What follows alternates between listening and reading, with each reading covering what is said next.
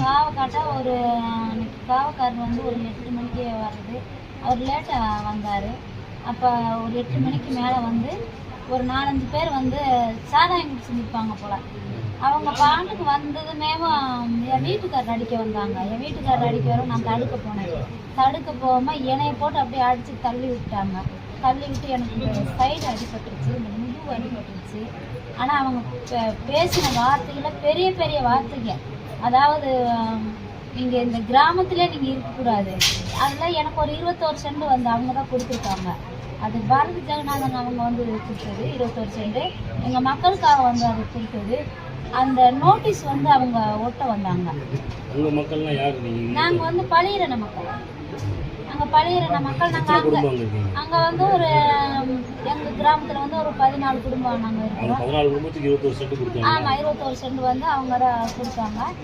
அதனால நாங்கள் அந்த காட்டில் நான் அங்கே தான் ஆரம்பத்துலேருந்து நான் அங்கே தான் இருக்கிறேன். அங்கே தான் வேலையும் செஞ்சேன். அங்கே தான் எல்லா வேலையுமே நான் பார்த்துட்டு இருக்கிறேன். நான் வந்து ஒரு ட்ரைபல் லீடர்ஸு. அதாவது வந்து என் பேர் வந்து மல்லிகா. நான் ஒரு பழங்குடி தலைவருக்கு வந்து இந்த மாதிரி ஒரு அநீதி நடந்திருக்குது, ஒரு ஒரு பெரிய பிரச்சனை நடந்திருக்கு. என் ஜாதியை பற்றி நீங்கள் காட்டு முராண்டித்தனமாக நடக்கிறீங்க, காட்டுவாசிங்க அப்படின்னு சொல்லி கெட்ட வார்த்தையில் என்னுடைய சாதியை பற்றி பேசுகிறாங்க. அப்போ என்னுடைய சாதி பேசுனது அந்த வந்தவங்க தான் பேசுனாங்க. அவங்க வந்து என்ன சொன்னாங்கன்னா, அந்த வெங்கடேஷ் பிரபுன்னு சொல்லி அவங்க தான் வந்து அந்த நோட்டீஸ் ஓட்டினாங்கல்ல, அது அந்த காடு விற்கக்கூடாதுன்னு சொல்லி அவங்க நோட்டீஸ் ஓட்டிருக்கிறாங்க. அது அவங்க பிரச்சனை தானே, அது அவங்க தானே பேசிட்டு இருக்கணும். என்னையே சம்மந்தம் இல்லாம என்னையே வந்து அடிச்சாங்க. காவல்துறையில வந்து நான் தாண்டிக்குடி காவல் நிலையத்துல கம்ப்ளைண்ட் பண்ணியிருக்கேன். ஆமா, இது பண்ணக்காடு ஆஸ்பத்திரியில நான் 2 நாள் ட்ரீட்மெண்ட் எடுத்தேன். அங்க இருந்து இங்கே அனுப்பிட்டு இருக்கிறாங்க.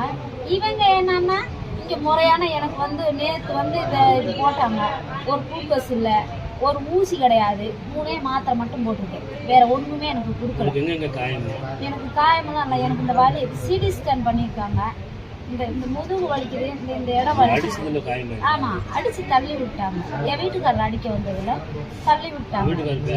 என் வீட்டுக்காரர் பேர் ரமேஷ். எனக்கு 6 பேர் பேரம் பேத்தி இருக்குது. ஏன்னா என் மகளுக்குலாம் கல்யாணம் ஆயிடுச்சு. பேரம் பேத்தி 6 பேரம் பேத்தி இருக்குது. ஆமா, நாங்க அங்கதான் இருக்கிறோம்.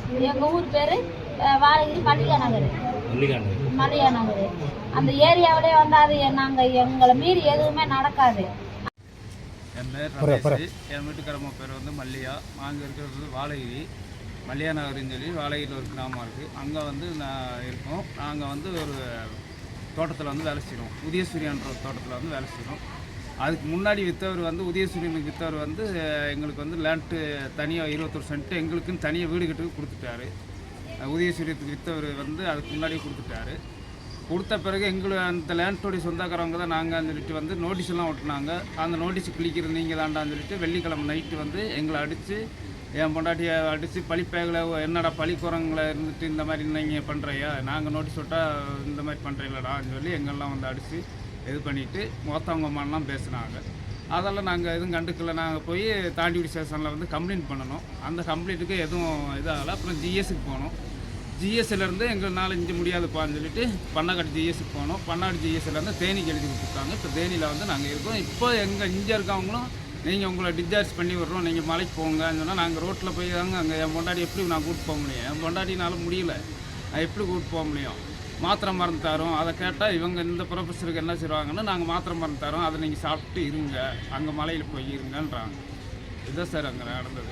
அவங்களோட நிலைமை என்ன? வீட்டுக்காரமாக வந்து இடுப்பு வலிக்குது, நெஞ்சு வலிக்குது, கை வலிக்குது, கால் வலிக்குதுன்னு சொல்லியிருக்கா. இதோட டிஸ்சார்ஜ் பண்ணி வரும்ன்றாங்க இவங்க.